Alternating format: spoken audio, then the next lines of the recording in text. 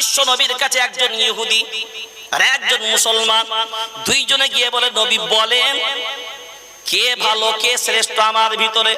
বিশ্ব নবী ফায়সালা করে দিয়েছেন ইহুদির পক্ষে, কিন্তু মুসলমান মুনাফিক মার্কা, ওর পছন্দ হলো না নবীর সিদ্ধান্ত।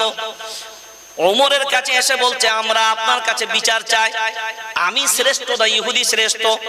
বলে, তোমরা কি বিশ্ব নবীর কাছে যাওনি? হ্যাঁ গিয়েছিলাম। বিশ্ব নবীর ফায়সালা কি? বিশ্ব নবী মুসলমানের পক্ষে রায় দেয়নি, ইহুদির পক্ষে রায় দিল। ওমরে ফারুক বললেন, থামো, অপেক্ষা করো, শুধু একবার ঘরের ভিতরে ঢুকতে দাও।